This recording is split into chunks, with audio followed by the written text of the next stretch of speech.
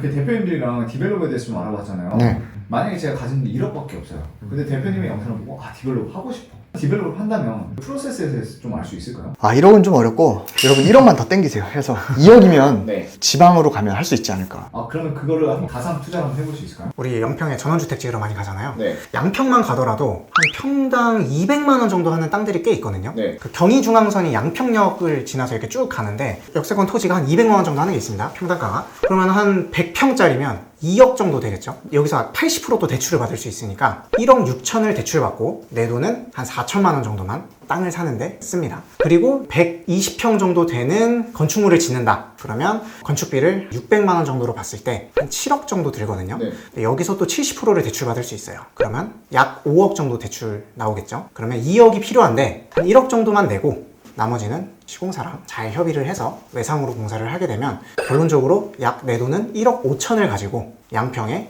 120평 정도 되는 전원주택을 지을 수가 있는 거죠. 아니 그러면 그 나머지 5천은 어떻게 해요? 남아도는데 이제 거기 또 취득세나 뭐 이자도 좀 내야 되고 그동안 설계 비용도 내야 되고요. 뭐 여러 가지 잡비가 들어가니까 네. 그 정도는 이제 그렇게 들어간다고 생각하는 거지. 있어요. 그러니까 그 5천 정도로 부대 비용을 내고 이자를 그걸로 감당을 하고 그러면서 또 내 소득이 있을 거니까 또 그걸로 또 이자를 감당하면 유지가 된다는 거네요. 그리고 나서 이제 계속 유지하려면 그 건물에 이제 임차인을 들이는 거지. 이제 월세를 받으면서 이자를 내는 거고 이제 뭐 그런 식으로 운영하는 거죠. 아니 근데 여기서 그럼 궁금한 게요. 아까 땅이 2억, 건설하는데 7억이었잖아요. 그러면 원가가 9억이잖아요. 그러면 그런 집들을 많이 판다면 주로 또 얼마의 수익률을 내고 파는 거예요? 그걸 이제 만약에 당장 판다. 당장 판다고 하면은 사실 수익이 크진 않을 수 있어요. 뭐 10억에 지었다고 하면은 뭐 11, 2억? 제가 이제 강의 때도 얘기하지만 디벨롭을 해서 바로 매각을 해서 내가 차익을 얻겠다라고 하는 거는 건물 짓는 걸 남이 하기 귀찮으니까 내가 대신 해준 거에 대한 수고비 정도를 번다. 이렇게 생각을 해야 돼요. 그러니까 내가 만약에 지어서 바로 매각하려면 규모를 키워야 돼요. 작은 거 매각이 아니고 중심지에 큰 데에서 만약에 15층짜리, 20층짜리 이렇게 해서 짓자마자 파는 게 수익이 확 크지. 좀 소규모로 갔을 때 투자에 대한 포인트는 내가 이걸 개발해서 바로 매각한다라고 하면은 큰 돈은 아니니까 결국 이때 포인트는 뭐냐?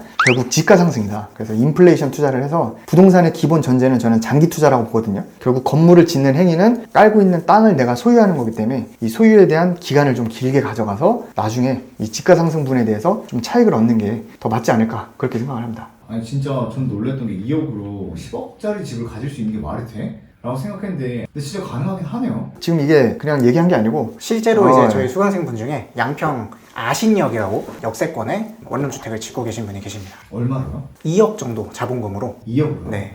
그러면 황금대지님 같은 경우에는 대부분 다 서울 투자를 많이 하라고 하잖아요. 네. 근데 수강생분들 아까 보니까 경기권이었는데 그 경기권도 괜찮다고 보시나요? 소액으로 접근할 수 있으니까. 근데 이게 투자를 하는 포인트가 뭐냐면 돈을 버는 것도 있는데 제가 볼 때 가장 큰 포인트는 경험이에요. 그러니까 여러분들이 신축을 한다, 디벨롭을 한다 했을 때 이거 내가 할 수 있을까라는 게 돈이 없어서도 있지만 좀 어려울 것 같은데 그런 요소가 있거든요. 그래서 한번 내가 작게라도 경험을 해보는 게 제일 중요하다. 한 번만 경험해보면 이게 어떤 건지 이제 한번 이제 체득이 되니까 그다음부터 이제 계속 할 수 있거든요. 큰 수익을 내야겠다. 이것보다는 한번 내가 작게라도 해서 경험치를 얻어가겠다. 이렇게 생각을 하면은 괜찮을 것 같아요. 내가 아까 2억으로 전원주택을 지었잖아요. 네. 근데 난 집을 하나 더 짓고 싶어. 근데 난 돈이 없어. 지을 수 있는 방법은 아예 없나요? 두 가지 방법이 있어요. 팔아서 짓거나 그 건물을 가지고 있는 거를 이용해서 대출을 더 받거나. 그러니까 예를 들면 은행에서는 그 건물가에 이제 80% 정도 대출을 해준다라고 했을 때 건물을 지었어요. 한 2, 3년 지났더니 그게 공시지가도 오르고 주변 시세가 올라서 은행에다가 대출을 다시 의뢰를 하는 거예요. 대출 한도가 더 나오겠죠. 그러면 대출을 대환하는 거예요. 다른 은행으로. 두 번째는 이제 대출은 대출인데 사채죠. 개인적인 채무가 사채잖아요. 그러니까 세입자의 전세보증금을 올리는 거예요. 사실 전세보증금도 어떻게 보면 대출이죠. 무이자 대출인데 뭐 전세 시세가 만약에 오르거나 이러면 임차인이 바뀔 때 원래 이제 1억에 맞췄던 세입자를 1억 2천에 맞춘다거나 그러면 이제 2천만 원이 또 생기니까 그런 거 모아가지고 또 할 수도 있는 거죠. 방법이 여러 가지가 있네요. 그렇죠. 근데 왜 이렇게 디벨롭 하시는 분들은 한 번에서 안 멈추고 대표님처럼 또 두 번 하고 두 번 하고 또 세 번 하고 싶은 왜 그런 거예요 도대체? 이거 영상 보는 분들도 저거 뭐 말은 쉽게 하는데 못할 것 같잖아요. 그만큼 하는 분이 없어요. 블루오션이다. 블루오션인 이유는 진입장벽이 높아요. 진입장벽이 높았다는 거는 경쟁이 적은데 그럼 나는 그 안에서 할 줄 알잖아. 그리고 돈이 되는 것도 알아. 근데 왜 굳이 내가 다시 레드오션으로 가겠어요? 그러니까 난 블루오션 안에만 노는 거죠. 그럼 이렇게 대표님들 말 들어보고 하면 디벨로퍼를 해볼까? 나도 시행사업을 한번 해볼까라는 생각이 좀 들거든요. 시공사도 리스크가 되게 클 것 같은데 이 시공사를 잘못 선정했을 때 오는 그런 문제점이나 그런 게 있나요? 이제 크게 두 가지가 있는데 첫 번째는 돈을 받았는데 공사를 안 하는 거야. 왜? 그러니까 그냥 배를 째는 거죠. 영세한 업체 같은 경우에는 뭐 여러 현장을 하다 보면 여기서 돈 받고 다른 현장에 쓰고 막 이런 경우가 있는 거죠. 소송을 하잖아요. 소송하면 언젠간 내가 이기는데 시간이 오래 걸리잖아. 시공사는 돈은 없는데 시간은 있어. 시행사는 둘 다 없어. 그러니까 언젠가 소송하고 하면은 뭐 건물 지어야 되겠지만 뭐 당장 내가 이자 나가니까 급하니까 막 어르고 달래고 하니까 이제 그런 거고. 두 번째는 어떻게든 잘 지었는데 하자가 나는 거야. 뭐 물이 샌다거나. 그러면은 하자도 좀 보수도 해주고 해줘야 되는데 이제 돈 다 받을 거 받고 건물 지을 건 지었다 이거야. 이제 그러고선 이제 뒷수습을 잘 안 해주니까. 근데 뭐 그런 경우가 있겠죠. 첫 번째 사례 같은 경우에 그런 사례는 정말 최악일 것 같아요. 그럼 우리가 그런 첫 번째 사례를 피하기 위해서 올바른 시공사 그리고 구별하는 방법이 좀 있을 것 같은데 대표님은 어떻게 시공사를 선정하세요? 저 같은 경우는 일단은 최근에 그 시공사가 지었던 사례를 많이 봐요. 문제없이 잘 지었는지. 그래서 최근에 지었던 건물의 건축주와 즉 시행사와의 마찰은 없었는지 그런 거를 좀 트래킹하는 경우가 있죠. 그럼 그런 건축주를 만나면 어떻게 하세요? 일단 그 시공사한테 네가 최근에 지었던 건물 주소를 알려달라고 해요. 알려달라고 해서 그 건물을 찾아가는 거지. 찾아가면 거기 건물주가 있을 수도 있지만 없을 수도 있잖아요. 그러면 거기 들어가 있는 세입자가 왔다 갔다 할 테니까 세입자한테 물어볼 수도 있고 그 동네 주변 부동산한테 물어보는 케이스도 있고 그 다음에 정 안 되면 그 시공사한테 물어봐야죠. 시공사한테 네가 지었던 건물의 건축주 전화번호 좀 알려달라. 이제 그렇게 했을 때 그 시공사가 그 건축주의 허락을 받고 알려줘야 되잖아요. 그러니까 허락을 받을 때 그 건축주가 순수히 시공사한테 얘기해 주세요. 그럼 내가 잘 얘기해 줄게요. 요 정도만 돼도 어느 정도는 이렇게 갈등은 없었다. 이제 이렇게 판단할 수가 있는 거죠. 그럼 두 번째 사례는 좀 막으려면 어떻게 해야 될까요?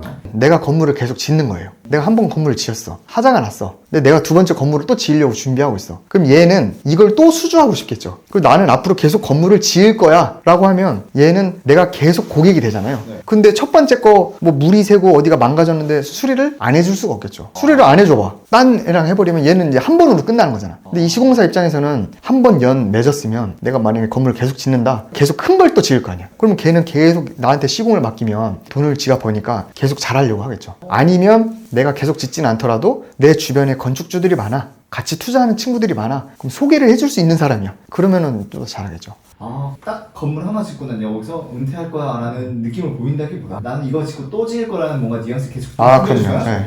시공사 측에서도 이 단골 고객이 될 수 있으니까 그렇죠. 잘해주겠구나 이런 거거든요. 그렇죠. 그 다음에 이제 강의를 듣는 이유가 우리가 강의를 들으면 건물을 지으려고 하는 사람들끼리 또 모여있잖아. 모여있다 보면 그들끼리 또 친해져요. 그게 사실은 단순히 그냥 친해지는데 그치는 게 아니고 그 중에 한 명이 건물을 짓거나 했을 때 그게 다 사실 인맥이 되니까 보호장치가 되니까 이제 그런 게 또 좋다고 할 수 있죠. 참 그리고 대표님께서는 지금 다양한 디벨롭을 하셨잖아요. 네. 제가 알기로는 지금 빌라 시행도 하고 있는 걸로 알고 있는데 이 빌라 같은 경우에도 뭐 분양을 하는 경우가 많잖아요. 네. 그럼 또 분양을 하다 보면 이 시행사 입장에서는 선분양이냐 후분양이냐 선택의 기로에 서 있을 것 같아요. 대표님께서는 선분양과 후분양 어떤 게 더 좋다 생각하세요? 기본적으로는 선분양이 좋아요. 그래서 아파트 자이나 프로지오 힐스테이트 짓는 분들은 다 선분양을 때리죠. 그래서 여러분들 아파트 분양받으러 갈 때 건물이 다 올라온 다음에 분양받는 기회는 없어요. 모델하우스 가서 내부만 보고 내가 계약금 넣는 거지. 그러니까 다 그렇게 하는 이유가 돈을 미리 땡기기 위해서 그래요. 미리 분양을 해버리면 그만큼 계약금이나 중도금이 들어오니까 그걸로 건물을 지어버리면 건물 지을 때 내가 대출을 안 받겠죠. 그럼 이자가 안 나가니까 그만큼 수익이 생겨서 선분양하는 게 좋은데 그런 거는 이제 사실 규모가 클 때 해당되고 만약에 지금처럼 분양 시장이 안 좋다 이래버리면 후분양이 나올 수도 있죠. 지금 하는 것보다 나중에 시장이 좀 풀렸을 때 분양을 하면 분양가를 더 높게 받을 수도 있잖아요. 그러니까 지금은 빌라를 내가 팔 때 3억밖에 못 받는데 좀 시장이 풀려 내가 건물 짓고 뭐 나중에 한 1년 뒤쯤에는 금리도 좀 내려서 3억 2천이나 3천에 받을 수 있을 것 같아. 그러면 내가 사실은 빌라 10개를 지어도 2천만 더 높게 받아도 2억을 더 받을 수 있는 거잖아. 그때는 사실 이자를 좀 내더라도 후분양이 나올 수 있는 거죠. 그거는 이제 상황에 따라 좀 다를 수 있다. 그럼 대표님께서는 주로 선분양하세요 후분양하세요? 지금은 후분양이 낫죠. 여러분들 좀 아시다시피 빌라가 완전 다 죽었잖아요. 지금 제 건물을 짓고 있는데 요거 같은 경우는 지금 선분양 해봐야 좋을 게 없습니다. 분양도 안 될 거고 그렇기 때문에 일단 다 지어놓고 그때 상황 봐서 후분양하는 게 낫지 않을까 생각하죠. 이렇게 대표님들이랑 디벨롭에 대해서 다양한 얘기를 들어보니까 생각보다 그렇게 어려운 또 시장은 아닐 수도 있겠구나 라는 생각이 좀 들어요. 뭐 저도 평범한 직장인일 때 했었고 지금 강의 듣고 하는 분들도 다 애기 엄마, 회사원, 그냥 사업하는 자영업자분들 그런 분들도 사실 다 자기 본업이 있는데 건물의 건자도 몰라. 근데도 다 제 수업 듣고 관심 가지면 다 이제 건물 한 채씩은 다 짓더라고요. 그러면서 하는 말이 막상 짓고 나니까 할만하네 이런 말들을 다 하세요. 그러니까 여러분들도 모르고 경험을 안 해서 그렇지 한번 관심을 좀 갖다 보면은 크게 어려운 일은 아니다. 대표님은 그 다음 디벨롭은 어떤 걸 하고 싶으세요? 저는 크기를 키우는 것보다 꾸준히 가는 게 제 목표인 것 같아요. 사실 크기를 키우려고 하면 저도 뭐 호텔 같은 거 뭐 리조트 개발하고 싶겠죠. 근데 사실은 크게 갈수록 그만큼 잘못됐을 때 한 방에 무너지기 때문에 그래도 어느 정도 선에서는 그냥 안정적으로 하면서 여러분들 이제 에코티라는 게 있어요. 에코티라는 건 뭐냐면 그 건물 짓는데 100원이 들어가면 내 돈은 20원 넣고 80원은 대출 받으면 그 20원이 내 에코티거든요. 근데 똑같이 100원짜리를 꾸준히 하면서 에코티를 늘리고 싶어요, 저는. 그래서 나중에는 100원짜리를 할 때 내 돈 100원 넣고 하면은 아까 제가 얘기했던 것처럼 지주 사업이 되는 거예요. 지주 사업은 쉬워요. 그럼 버틸 수가 있죠. 왜? 이자는 안 내니까. 그러면 시공사가 떨어도 소송 넣으면 돼. 그럼 은행이나 금융권에 휘둘리지도 않아. 그리고 분양이 안 돼? 버텨. 임대 놓고. 천천히 하면은 사실은 땅값이라는 거는 요즘에 여러분들 좀 떨어지긴 했지만 길게 보면 막 확 떨어지진 않거든요. 언젠가는 오르니까 그냥 버티는 거예요. 시간이 있으면 여유가 있고 힘이 있다. 시청자분들께서도 나도 한번 디벨롭을 해볼까? 라고 생각할 수 있는데 그래도 뭔가 우리가 정말 주의해야 될 거에 대해서 마지막으로 이렇게 한마디 해주실 수 있는 게 있나요? 저도 처음에는 굉장히 어려웠어요. 근데 그 어려움을 타파할 수 있었던 거는 공부였던 것 같아요. 그래서 저도 건축사님 굉장히 많이 만나면서 상담도 하고 그다음에 현장도 많이 다녔고 책이나 이런 유튜브도 많이 봤거든요. 여러분들 일단 관심이 있어야 그렇게 공부할 만한 힘이 나니까 그렇다고 여러분 막 사법고시 보듯이 막 그렇게 공부할 필요는 없어요. 건축주로서 어느 정도는 아는 게 그래도 실패를 줄일 수 있는 확률이니까 그래도 공부를 하는 게 제일 중요하지 않을까 그렇게 생각합니다.